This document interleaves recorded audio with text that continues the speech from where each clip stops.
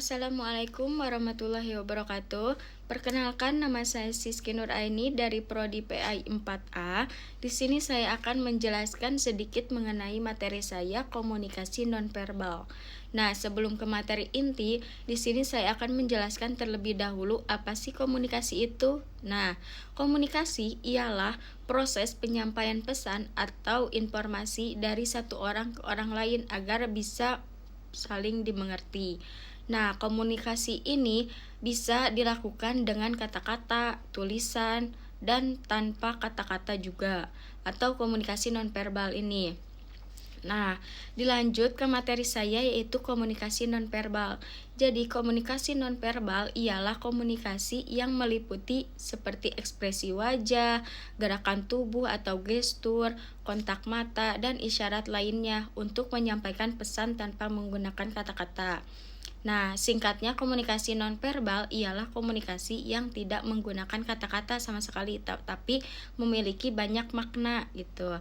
Nah, ada juga teknik komunikasi nonverbal yang efektif. Yang pertama adalah ekspresi wajah.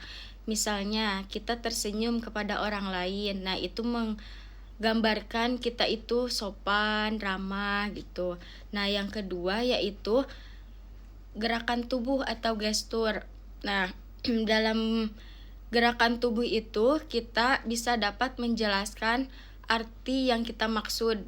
Nah, jadi contohnya seperti kita menganggukkan kepala, itu artinya kita itu setuju, atau melambaikan tangan, itu artinya say hello atau goodbye gitu.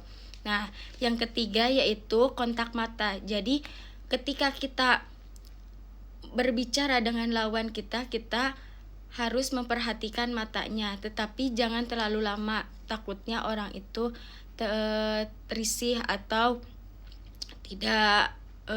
tidak nyaman gitu. Nah, yang keempat ada proxemic atau jarak dalam komunikasi. Jadi, proxemic ini adalah ketika kita berbicara dengan lawan kita, nah kita jangan terlalu dekat dan jangan juga terlalu jauh. Takutnya kalau kita terlalu dekat yaitu tidak nyaman kepada orang tersebut. Ketika kita jarak juga, nanti takutnya orang itu mengira kita cuek. Nah, jadi jaga jaraklah sesuai situasi gitu. Nah, segitu aja yang dapat saya sampaikan. Selebihnya nanti akan dilanjutkan oleh rekan saya, Saudara Helmi. Assalamualaikum warahmatullahi wabarakatuh. Sebelum saya menjelaskan materi yang sudah dijelaskan oleh rekan saya, Siski Nuraini, sebelum saya melanjutkan materinya, saya izin perkenalkan diri. Saya Elmiri Tiapalepi, asal Karawang, mahasiswa STAI Mutakin, semester 4. Dan jadi materi selanjutnya itu adalah fungsi komunikasi nonverbal dalam pembelajaran.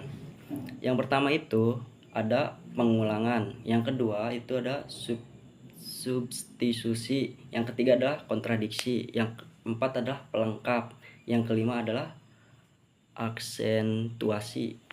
Yang pertama ini pengulangan dalam komunikasi nonverbal terjadi ketika gerakan atau ekspresi yang sama diulang untuk tekanan atau memperkuat pesan verbal. Ini membantu memperjelas maksud dan membuat pesan lebih mudah diingat. Yang kedua ini adalah substitusi. Substitusi terjadi ketika komunikasi nonverbal menggantikan komunikasi verbal dalam situasi tertentu. Ekspresi atau gerakan dapat digunakan untuk menyampaikan pesan tanpa kata-kata.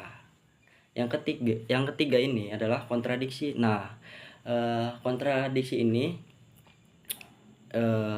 tidak boleh sampai terjadi. jangan sampai kita memakai kontradiksi ini, karena ini begitu sangat mempengaruhi dan juga beresiko seperti terjadinya ketika pesan verbal dan non verbal tidak selaras atau bertentangan satu sama yang lain gitu. Hal ini dapat menyebabkan kebingungan atau kerumitan dalam komunikasi. Yang keempat adalah pelengkap. Nah, ini yang begitu sangat penting. Komplemen adalah ketika komunikasi nonverbal menambah atau melengkapi pesan verbal, memberikan konteks tambahan dan memperjelas makna. Yang kelima itu adalah aksentuasi. Aksentuasi terjadi ketika komunikasi nonverbal digunakan untuk tekanan atau memberikan penekanan pada bagian tertentu dari pesan verbal ini, membantu menarik perhatian pada informasi penting. Ya kemungkinan sih dari fungsi komunikasi nonverbal dalam pembelajaran ini yang dipakai itu cuman ada sekitar 4. Yang harus dihindari itu adalah yang tadi, yang ketiga, kontradiksi.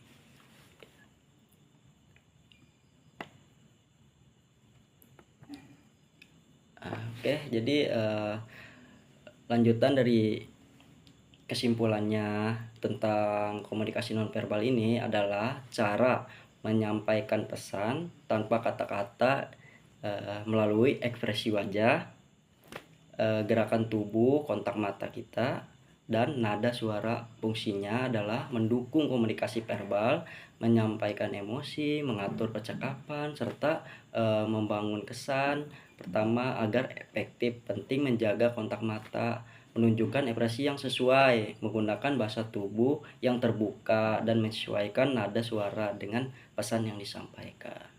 Oke, jadi pembahasannya sudah sampai situ saja, dan mungkin jika ada kekurangan atau kurangnya penjelasan, mungkin mungkin kesalahan itu hak dari kami, dan kebenaran hanyalah milik Tuhan.